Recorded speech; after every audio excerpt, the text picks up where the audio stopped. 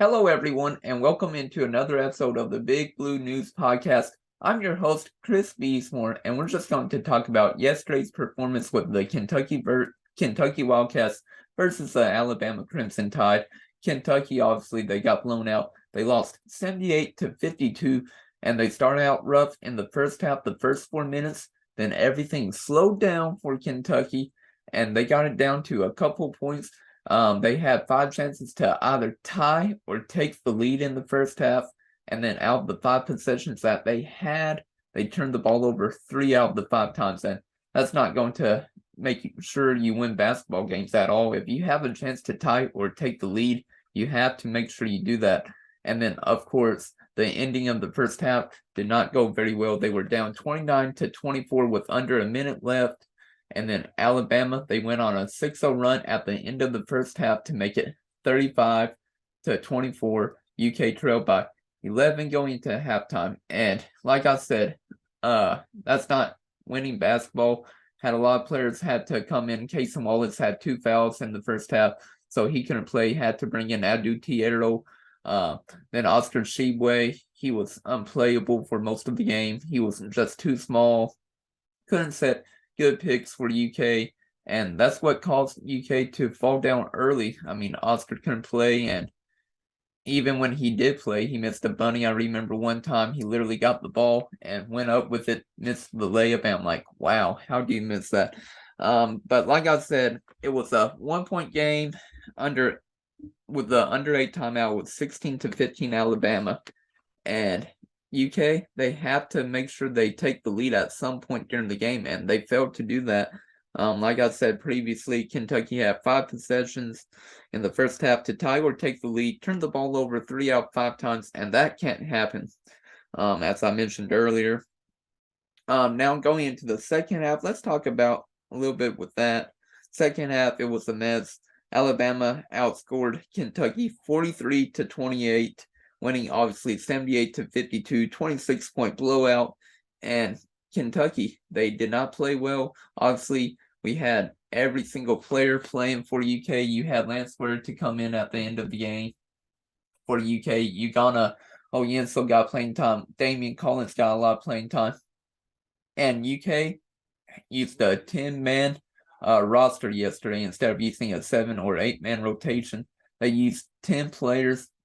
And usually you can't win with that. The only 2 players that really stuck out for UK was definitely Sabir Wheeler and Antonio Reeves. Antonio Reeves, he had 20 points and 4 rebounds.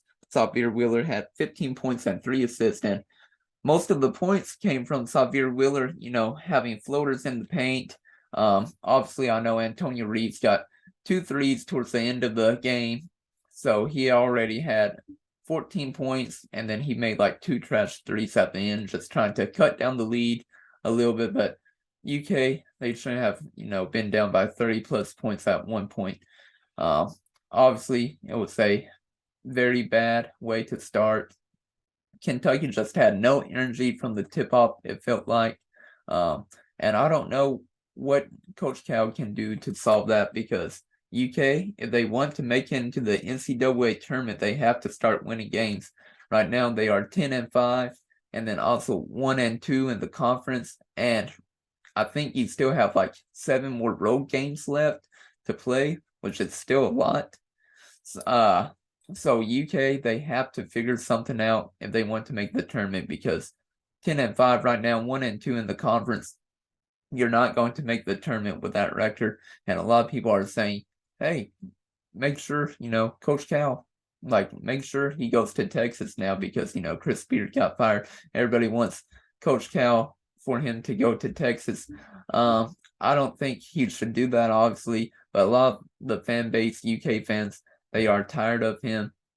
And going 21 for 73 from the field, 28.8%. Something has to change with the offense to get better looks for the players. They went 5 for 20 from the 3-point line, shot 25%. But UK, they have to figure out a better offense. Most of the time yesterday was pass, dribble, dribble, pass, dribble, dribble. And UK can't do that. I mean, the first 30, 35 minutes against LSU, they played phenomenal, had ball movement, had players moving all around the court, getting good open looks for UK. And with that, UK played great against LSU, like I said, first 35 minutes, but the Alabama game, they had no ball movement. The ball was stagnant the whole time. The only time we had, ball movement was whenever Xavier got the ball and then he finally attacked the rim and then went up for a floater. And that's how I felt like most of the team's points UK got yesterday were from floaters in general. And surprisingly, though, Alabama, they only made 3 more threes compared to Kentucky. They only made 8 threes.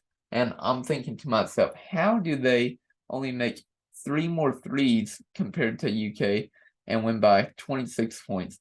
It doesn't make sense to me. UK, they have to get better looks because all they did yesterday, Alabama did on the defensive side, was clog the paint. They had usually 4 players in the paint, and it was terrible offense for UK overall. I mean, Oscar Tshiebwe, Damian Collins together sometimes.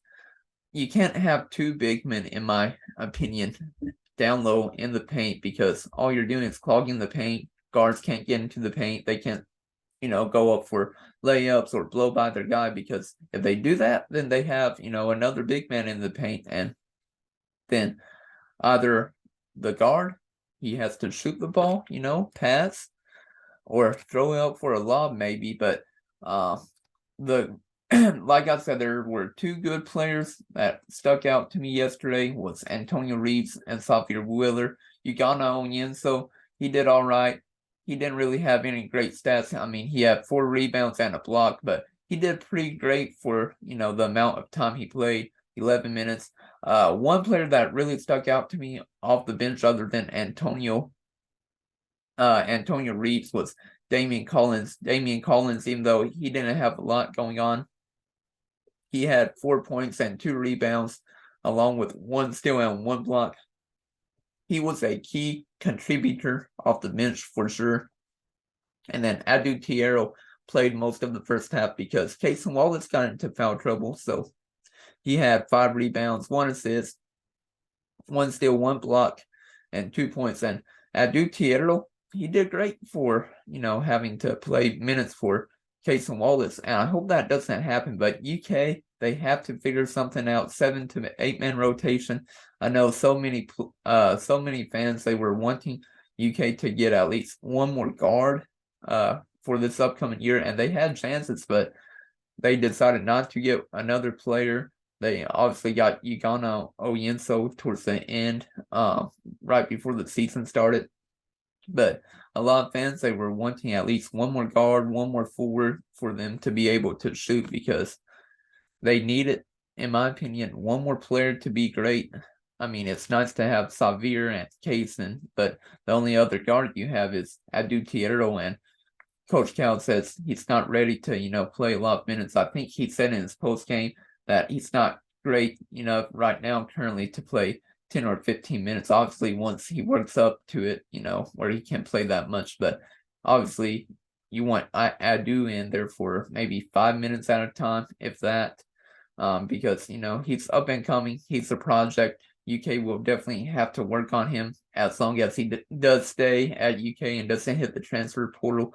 But like I said, it was a system failure yesterday. UK, they have shown no interest on the road whenever they have to play in away games. And UK, they have to figure something out. I mean, they lost to Gonzaga already. Bait in Spokane, Washington. They already lost there. They lost to UCLA and Madison Square Garden, Michigan State, in Indianapolis, Missouri, at Missouri, and then obviously Alabama and Kentucky. They aren't showing any interest.